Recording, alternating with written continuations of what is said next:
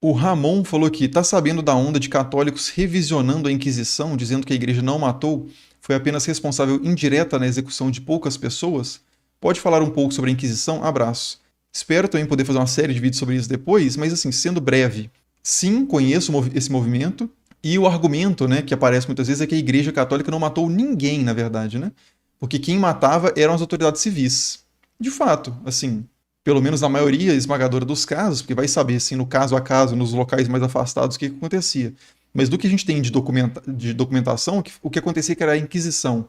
Fazia todo o processo, né, de inquisitorial, fazia o processo de investigação até chegar à condenação da pessoa e recomendação dessa pessoa, né, a Inquisição entregava essa pessoa para ser punida pelo poder civil. Mas igreja e Estado, né, estão profundamente imbricados nesse período. E você falar que então a igreja não matou ninguém, ela só entregou gente para ser morta pelo poder civil, não me pega. Para mim, matou. Participou conscientemente, sabia exatamente o que aconteceria com a pessoa quando fosse colocada nas mãos do poder civil, mas é o lava as mãos, né? Não fui eu que matei, eu só fiz a investigação, levantei todos os documentos e recomendei para que essa pessoa fosse executada. Então, assim. Agora, uma coisa de fato é que também existe o outro lado da história, né? Que algumas pessoas inflam excessivamente também a Inquisição, como se a Inquisição fosse o único poder que torturasse e cometesse injustiças e fosse terrivelmente severo na Idade Moderna, no início da Idade Moderna.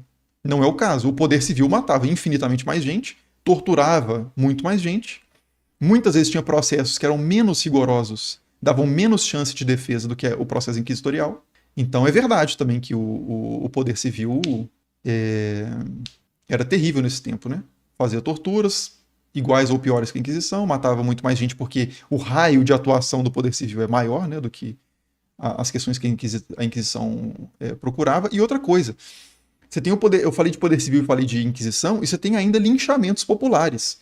Alguns vilarejos, sei lá, uma pessoa era vista como bruxa, não tinha nem que entrar em Inquisição, nem poder civil. As pessoas mesmo do vilarejo pegavam essa pessoa e trucidavam essa pessoa sem nenhuma chance de defesa. Acontecia também. Inclusive, tem pesquisas que apontam, em certas regiões da Europa, que quando a Inquisição entra em certas regiões, o número de pessoas executadas por bruxaria reduz. Porque o processo burocrático inquisitorial dá mais chance para a defesa do que os linchamentos populares.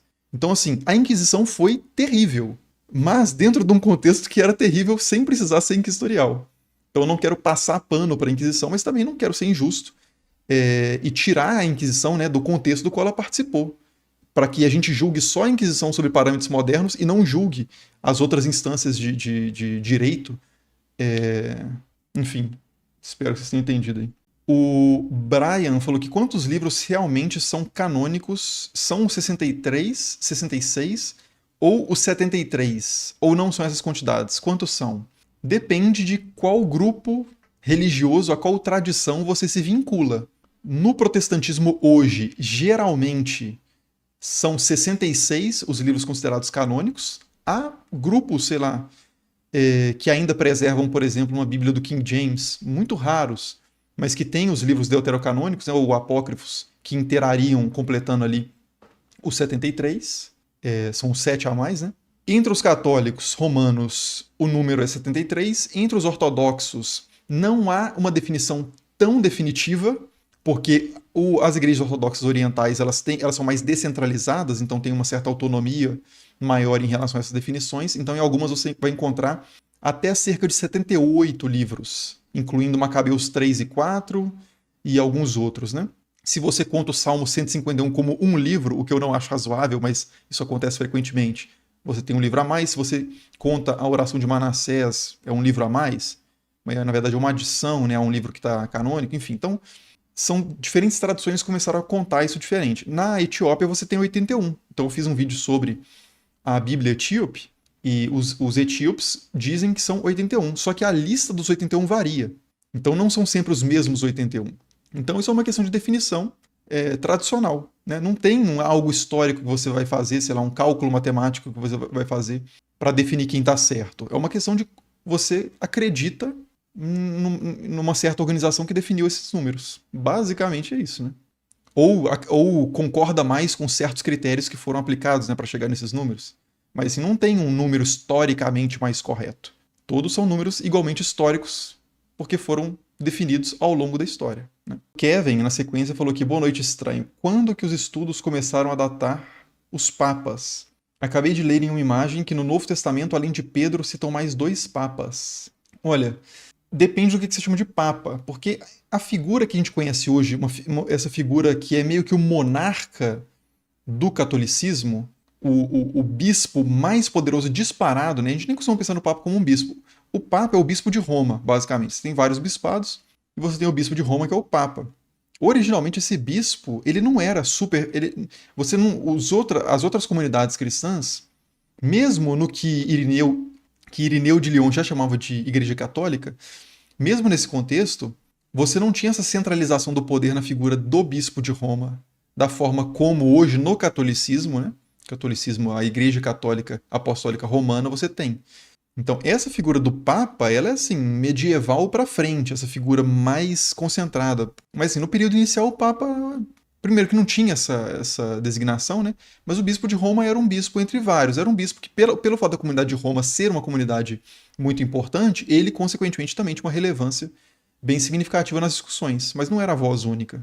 Então, assim, essa ideia de chamar Pedro de Papa e figuras dos tempos de Pedro de Papa, eu acho que atrapalha mais do que ajuda a compreender o fenômeno histórico propriamente. É uma coisa mais de doutrina, de você fazer a linhagem, né? Como forma de legitimação do sacerdócio católico, você mostrar essa linha ininterrupta da sucessão apostólica e tal, mas assim, historicamente, para entender a história mesmo, eu acho que atrapalha mais do que ajuda. Então o Belial falou aqui, né? Boa noite, mestre. O que é uma cabala e por que alguns religiosos relacionam ela com a demonologia? Desde já agradeço. Olha, cabala ou cabalá é uma tradição mística, principalmente cabalá, né? Se você quiser fazer uma distinção entre as palavras, cabalá é uma tradição mística judaica que se desenvolve da forma mais ou menos como a gente conhece hoje, ali, do meio para frente da Idade Média. Claro, a partir de um repertório mais antigo do que isso, e também buscando uma forma de legitimação, dizendo que sempre todos foram cabalistas ao longo da história, sempre houve cabalistas ao longo da história, mas assim, como um fenômeno histórico, a Cabalá é fundamentalmente um fenômeno ali, de uma vertente mística judaica de meados da Idade Média para frente. E aí tem a Cabala, para quem faz a distinção entre essas duas formas de falar, a Cabala seria a forma ocidental disso, que é autores renascentistas, principalmente, como o Pico della Mirandola, é um dos principais, que cristianiza a Cabala de certa forma, ou cabaliza o cristianismo, e aí você tem essas formas cristãs / perennialistas de misticismo e filosofia da história e da religião e do forma de pensar sobre o sagrado, que é a cabala, né, ocidental cristã. Então, para quem distingue esses dois fenômenos, seria mais ou menos isso. Por que isso é relacionado com demonologia? Porque há um certo aspecto da Kabbalah que tem a ver com, e da Cabala, que tem a ver com o conhecimento do nome dos demônios para dominá-los e coisas desse tipo, né? Porque há várias vertentes. Mas por isso, né? Então, esse seria um dos pontos de ligação.